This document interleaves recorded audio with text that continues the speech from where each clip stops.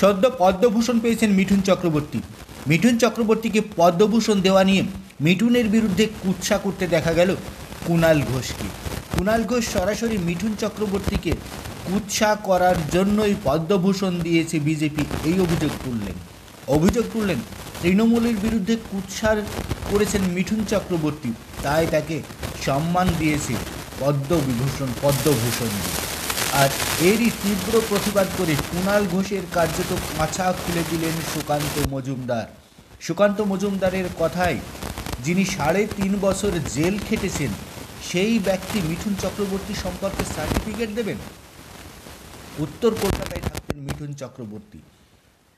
বলিউড এবং টলিউডের নামজাদা cinema star Mithun Chakraborty, দেশে যার অবদান অনস্বীকার্য। দেশের রাজস্ব আদায়ের ক্ষেত্রে মিঠুন চক্রবর্তীর সিনেমা আন্তর্জাতিক স্তর পর্যন্ত গিয়েছে।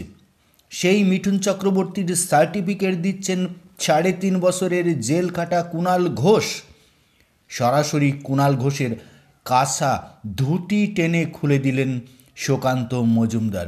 বিজেপি নেতা সুকান্ত মজুমদারের বক্তব্য, মানুষ কোনো রাজনৈতিক মতাদর্শে বিশ্বাসী হতেই পারে, তাই বলে তার বিগত দিনের ফেলে যাওয়া ভালো কাজের গুণগান না করে সরাসরি কাউকে আক্রমণ করা উচিত নয়।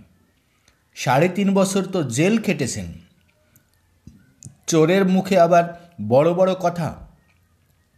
সম্প্রতি মিঠুন চক্রবর্তীকে পদ্মভূষণ দিয়ে সম্মানিত করা হয়েছে, আর তারপরেই তার বিরুদ্ধে সরাসরি মাঠে নামতে দেখা গিয়েছে কুণাল ঘোষকে। টুইটারে কুণাল ঘোষ মিঠুন চক্রবর্তীর বিরুদ্ধে কুৎসা রটিয়েছেন, তার মোক্ষম জবাব দিলেন সুকান্ত মজুমদার।